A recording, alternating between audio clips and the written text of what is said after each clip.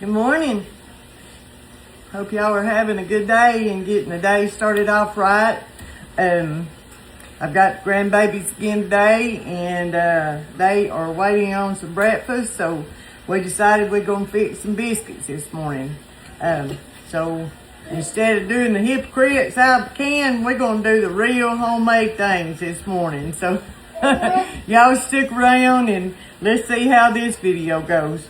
If you hear a little racket in the background, the baby's kind of in a fussy mood today, and he is fighting with brother and sister all morning. So if you hear a squeal, that's what he is. Can't help it. It's real life, folks. So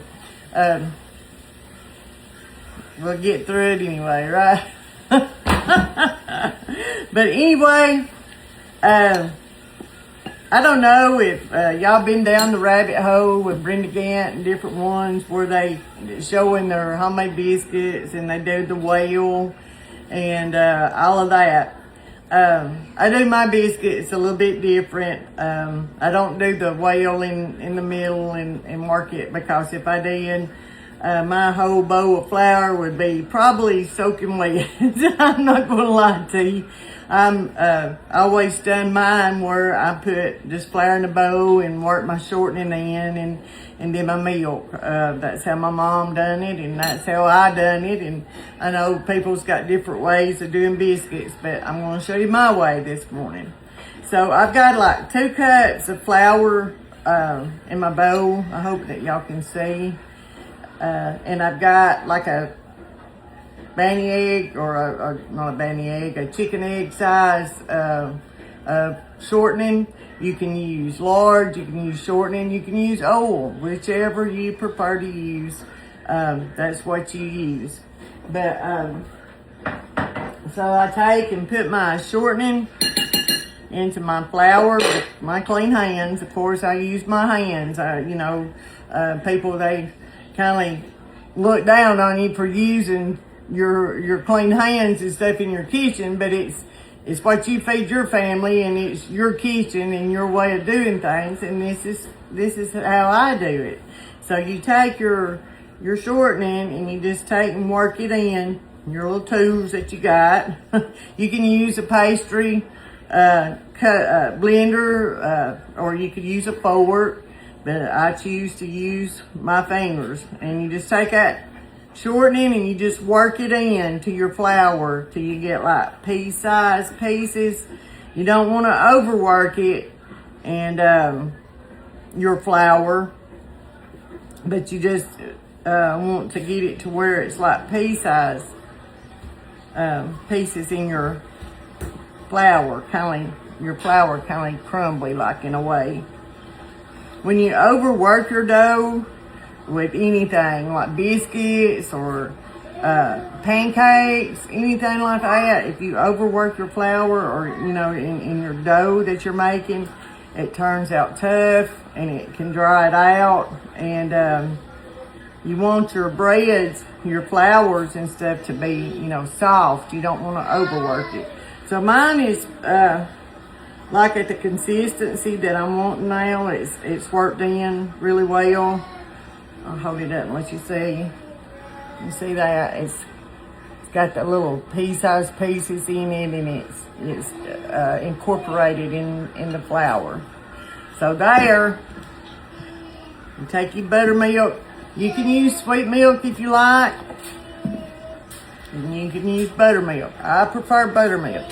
I cannot make a biscuit, and I can't make cornbread where it tastes worth a dang with sweet milk. I've never, mine always turns out too dry if I do, and I reckon I'm just so used to the taste of buttermilk and cooking with it, and that's what I prefer. And I love how it gives the texture to bread that you need with the biscuits or the cornbread. I just pour it in, maybe start out with a half a cup to a cup. You don't want to get your dough real sticky. You just pour it in and stir. You want it to where it's kind of moistened and incorporated together. you get it too sticky, and you're gonna have to add more flour to it and get it worked in to where it won't be so sticky, because you try to make biscuits with sticky dough and you are gonna have a mess. I'm trying not to fix too many biscuits, because I know they won't eat them all. And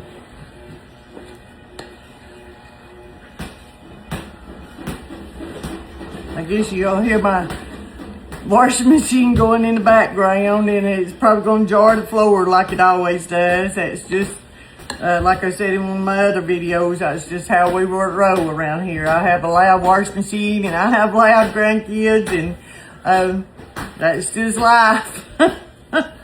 Life at my house, anyway. So yeah, I got that incorporated good.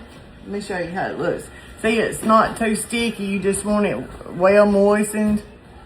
And so what I'm going to do now is take you some wax paper or paper towels. I use paper towels on mine. Or you can just use your surface without anything. But I always like to lay a few paper towels down, like so. And I'll take some flour and I'll put on top of my, let me get it where you can see. I hope you can see this okay. I will put me some flour on top of my towel.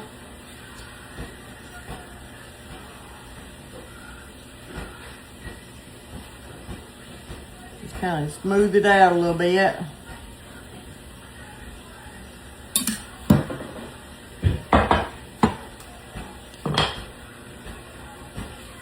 Take and put your dough on top of that. And what we're going to do is we're going to knead this just a little bit. You don't want to over knead it and overwork it. You just want to get it to where you can cut it out and put your biscuits in the pan.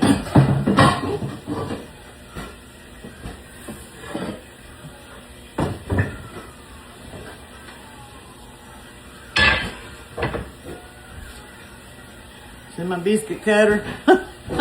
That's the one I'm using this morning. My other one that I had for so long has got bent, and so I am using a jar lid. So you just take and just kindly take your paper towel and where you got that flour on it and just fold it over like so. And just gently pat your biscuits down. I'm going to do it one more time this way and press it out.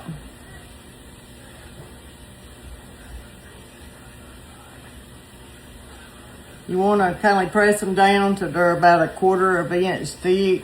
You don't want to leave them too thick, because you'll have big old thick heavy like biscuits, because they're going to rise up anyway. So that's how I do mine. I'll press it down to about a quarter of an inch thickness, and I just go and start cutting them out and lay them on my pan. I've got my pan here to the side. Let me, I hope y'all can see. I'll try to turn it that angle a little bit. Working with your space that you're working with, that I have, and trying to show it all. And all right, you want your biscuit sides to touch. You don't want to leave them where they're not, because if you leave them where they touch like that, then you'll have softer biscuits and they won't be so hard. But if you'll leave it where your sides of your biscuits will touch together, they'll stay soft.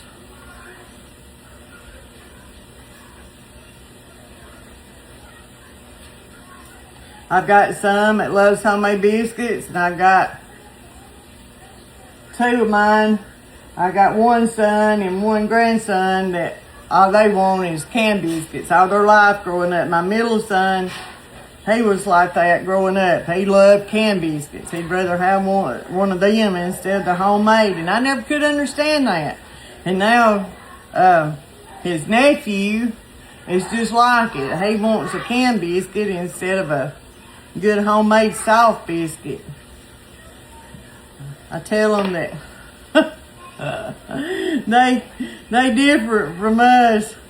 We like our homemade stuff.